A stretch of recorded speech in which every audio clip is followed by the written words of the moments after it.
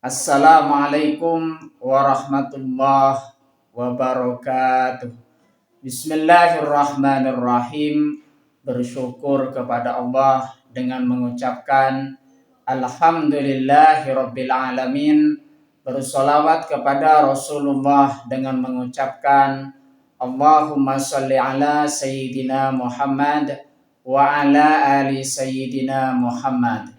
Alhamdulillahirabbil alamin. Kita masih dipertemukan kembali oleh Allah Subhanahu wa taala di dalam sosial media, dan media merupakan wadah bagi kita untuk kita bisa menjalin tali silaturahim, membangun ukhuwah Islamiyah yang semakin kuat, kokoh ke depannya. Semoga hidup kita selalu diberkahi oleh Allah Subhanahu wa taala di dunia dan juga di akhirat. Amin ya rabbal alamin. Para sahabat-sahabat saya yang saya hormati, yang saya juga ta'zimi, pada kesempatan kali ini topik yang akan saya bahas yaitu sebagian dari 20 sifat wajib Allah Subhanahu wa taala, yang selanjutnya ialah sifat basar. Jadi topik kita, pembahasan kita pada kesempatan kali ini ialah basar, sifat basar. Sifat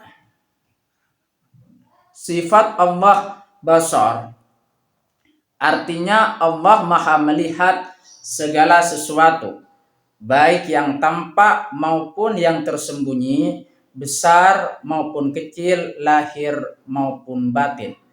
Jadi makna dari sifat basar di situ apa artinya? Bahwasanya Allah Subhanahu wa taala di situ Maha melihat segala sesuatu, baik yang tampak maupun yang tersembunyi. Jadi segala sesuatu di situ dilihat oleh Allah Subhanahu wa taala, baik yang tampak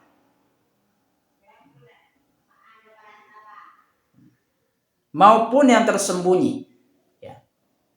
Jadi semuanya di situ tidak bisa disembunyikan dari Allah Subhanahu wa taala di dalam hidup kita.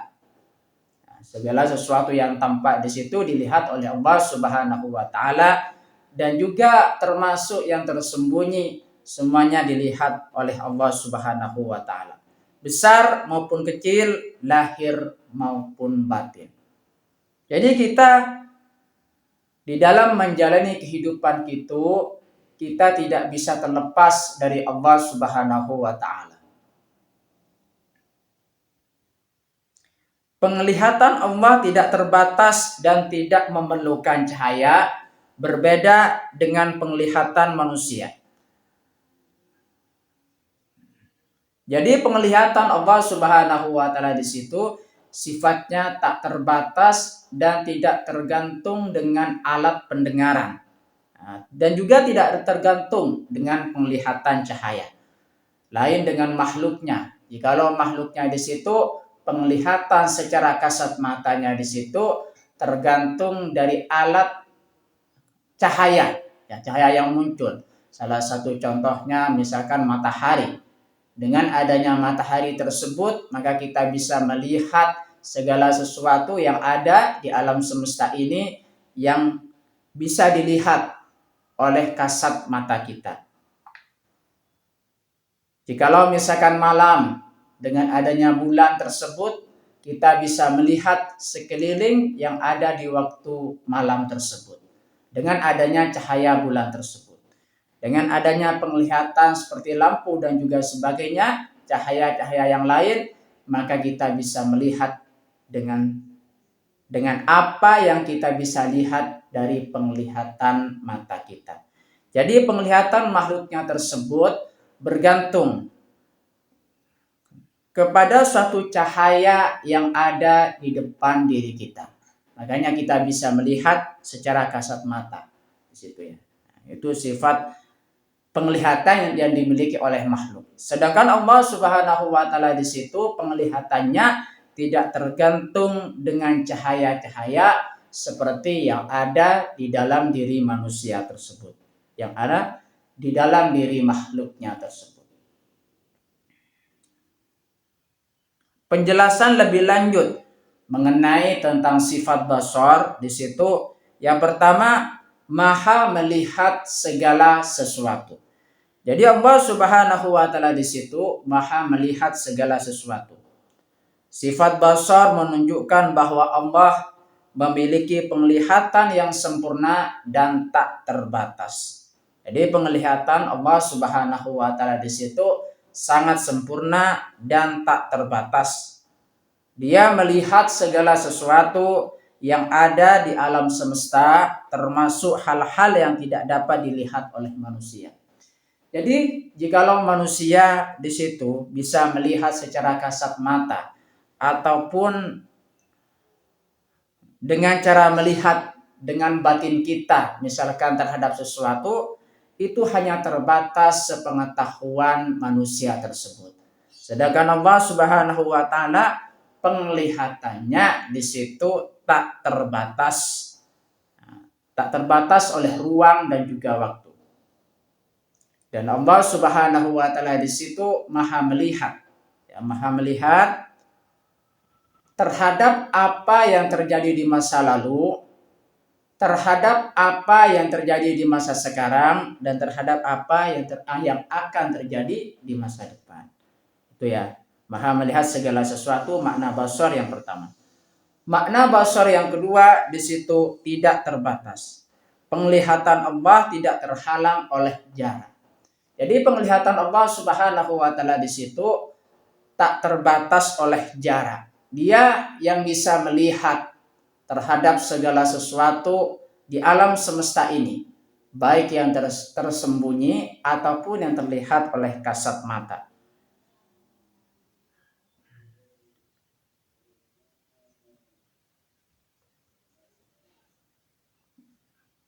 Penglihatan Allah tidak terhalang oleh kegelapan. Jadi Allah Subhanahu wa taala di situ melihat terhadap segala sesuatu yang ada di alam semesta itu, meskipun yang ada tersebut itu berada dalam kegelapan. Jikalau manusia di situ tidak bisa melihat, kalau misalkan tidak ada yang namanya bantuan cahaya atau objek apapun. Jadi Allah Subhanahu wa taala melihat segala objek apapun yang ada di alam semesta itu. Dia melihat segala sesuatu secara detail dan menyeluruh. Jadi apa-apa itu dilihat oleh Allah Subhanahu wa taala secara menyeluruh, secara detail. Tidak ada yang tertinggal, tidak ada yang tersisa di situ dari penglihatan Allah Subhanahu wa taala. Dialah Allah yang bisa melihat terhadap segala sesuatu yang ada di alam semesta itu. Penjelasan lebih lanjut mengenai tentang sifat basar yang ketiga beda dengan manusia. Penglihatan manusia terbatas oleh mata dan kondisi cahaya. Sudah saya jelaskan tadi bahwasanya penglihatan manusia tersebut terbatas oleh mata dan juga cahaya. Kalau misalkan mata kita melihat terhadap sesuatu di depan kita, kemudian dihalangi oleh suatu benda, maka di situ penglihatan mata kita sudah terganggu dan tidak bisa melihat karena adanya batasan benda yang ada di hadapan kita. Makanya di situ kalau manusia penglihatannya itu oleh mata dan dengan alat kondisi cahaya. Penglihatan Allah tidak demikian. Ya, jadi penglihatan Allah di situ tidak butuh yang namanya bantuan cahaya.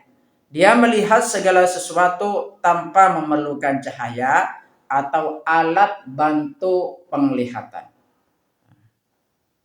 Itulah kesempurnaan dari Allah Subhanahu wa taala yang tidak membutuhkan alat sesuatu pun untuk melihat segala sesuatu yang ada pada diri makhluknya. Bagaimana implikasinya? Keyakinan akan sifat basar. Allah mendorong manusia untuk selalu berhati-hati dalam bertindak. Lalu bagaimana dampaknya dalam kehidupan kita jikalau kita misalkan memahami makna sifat basar Allah Subhanahu wa taala, maka dampaknya kita di situ apa? Di situ selalu berhati-hati terhadap apa-apa yang kita lakukan di dunia ini. Karena segala sesuatu di situ dilihat oleh Allah Subhanahu wa taala, segala tindakan kita yang ada di dunia ini. Makanya di situ kita memahami makna sifat basar, terdapat implikasi di dalam kehidupan kita selalu berhati-hati dalam melaksanakan tindakan-tindakan kita. Karena Allah selalu melihat dan mengetahui apa yang kita lakukan. Cara meneladani sifat basar. Jadi di situ terdapat cara kita bisa meneladani sifat basar Allah Subhanahu wa taala. Yang pertama, meningkatkan kehati-hatian. Di dalam menjalani kehidupan kita, tentunya kita selalu berhati-hati dalam melakukan suatu tindakan. Karena semuanya di situ dilihat oleh Allah Subhanahu wa taala, tindakan yang nampak maupun yang tidak nampak yang kita sengaja sembunyikan selalu dilihat oleh Allah Subhanahu wa taala. Itu cara meneladani sifat basar yang pertama. Cara meneladani sifat basar yang kedua, berbuat baik. Keyakinan akan sifat basar Allah Subhanahu wa taala mendorong kita untuk selalu berbuat baik dan menjauhi perbuatan buruk. Jadi kita senantiasa di situ, kalau misalkan kita memahami makna sifat basar Allah Subhanahu wa taala, maka mendorong bagi kita semua untuk selalu berbuat baik karena segala sesuatu dilihat oleh Allah Subhanahu wa taala. Cara meneladani sifat basar yang ketiga, bersikap jujur. Kita harus jujur dalam segala hal karena Allah Maha melihat dan Maha mengetahui segala sesuatu yang tersembunyi.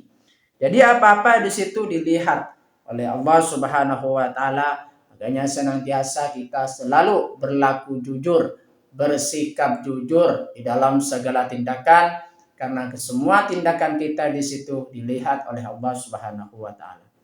Berkaitan dengan sifat basar Allah Subhanahu wa taala, berfirman di dalam Al-Quran surah Asy-Syura ayat 11, A'udzubillahi minasyaitonirrajim, Bismillahirrahmanirrahim. Fatirus samawati wal ard, ja'ala lakum min anfusikum azwaja wa minal an'ami azwaja, yazra'ukum fih laisa kamitslihi syai' wa huwas sami'ul basir. Artinya, Allah pencipta langit dan bumi.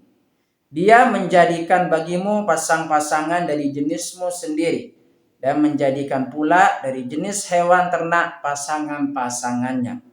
Dia menjadikanmu berkembang biak dengan jalan itu, tidak ada sesuatu pun yang serupa dengannya. Dia Maha mendengar lagi Maha melihat.